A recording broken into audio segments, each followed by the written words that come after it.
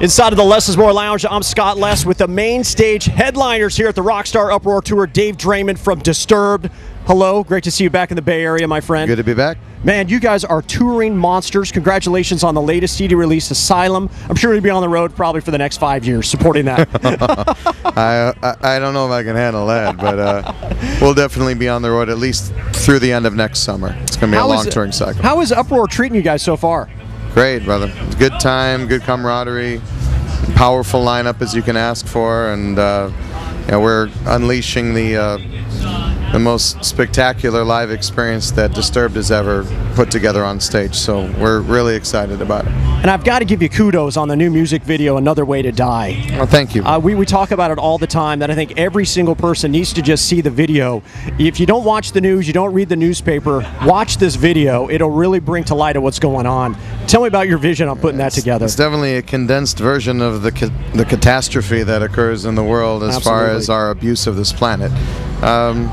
It just definitely wanted to highlight a lot of the ways that we are irresponsible about the world we live in, and serve as a wake-up call to people. We don't have any delusions of grandeur. We don't think anything is going to change necessarily, but you just try to speak from your heart and from subject matter that actually is meaningful to you, and hopefully it translates to people. Some people will, embrace it and use it. Some people will just vibe out on the energy. I mean, if we can get a few people to wake up, that's great. That's right, and I think that's exactly what it is. In the 3.5 minutes, 4 minutes, every single scene is important and really should be seen by a lot of people. So it's a little brutal to watch at times. It is, and that, you know what? Sometimes you got to hit people with the sledgehammer to get their attention, man. Truth. Absolutely. And a band that is celebrating 10 years. Is it possible to believe that you guys have been doing 10 this? 10 years since we've been since The Sickness came out, but we've been doing it for 14. It was August of '96 that we started as a band. So, congratulations on that, because longevity in the rock and roll business is never easy. Tell me a little bit about how you celebrated the 10 years since the debut with the special decade of Disturbed that you allow for your fans. With a lot of work. Yeah. Not a whole lot of celebration. Just really been, slave to the grind. Just pounding it out, just trying to make these shows as massive as possible and deliver live. We've been trying to be as consistent as possible and very regimented, very disciplined, and just trying to stay true to the standard that we've set, and try to raise the bar a bit with each performance. And we're backstage at the Rockstar Energy Uproar Tour with Dave Draimen of Disturbed, and a band that I guess we could say, go back to your roots. You recorded a Judas Priest song recently. Now, yes. I'm curious, did you get to pick the song specifically? Or? We did, yeah. It had to be something off of British Steel. Okay. Because it was meant to be the 20th anniversary of the record, and Metal Hammer Overseas was looking for contributions to their compilation for it, and so they asked which one would we like to do. Chose Living After Midnight, one of the more melodic tracks on the record, right? And definitely showcasing a lot of Halford's finer moments and the band's finer moments. So. Oh yeah, absolutely. Yeah. And I think you're fine. I mean, you're such a tremendous vocalist that to be. It's not easy, I would think, to put in comparison with Rob Halford.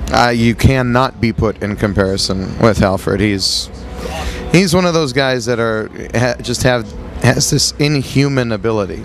Him, Dickinson, these are guys that I can only wish in a million lifetimes that I had the range, power, and stamina of, and consistency. They're really people that I still very, very much look up to.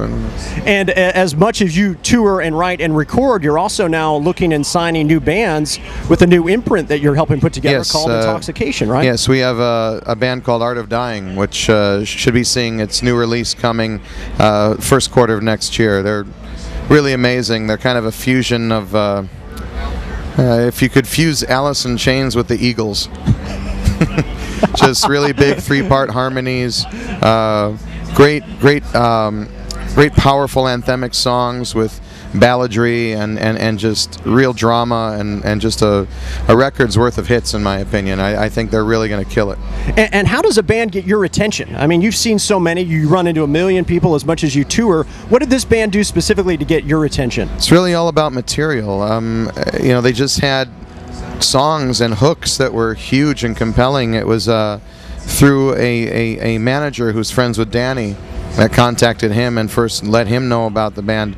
Danny let me listen to some of the material and was like, oh yeah, there's definitely potential with these guys. And we took them out on a number of runs, and they just grew over the course of the run. They earned our crowd, and to do that from being a band that hasn't done anything, it was very impressive. I mean, even on their own, they moved a bunch of units. They were able to get radio play on their own. They were smart enough to like apply for loans that the Canadian government would give them. Their Vancouver band. They're just, you know, they mean business, and they're very hardworking, and just a songwriting force and a machine. They're constantly pumping them out. So we're very, very proud of them. We're looking forward to their future. And is that something that you want to do more of? Is kind of bring aboard up and coming bands and put them on your label? It's tough to do. Yeah, it's tough to do these days. The market is shrinking more and more.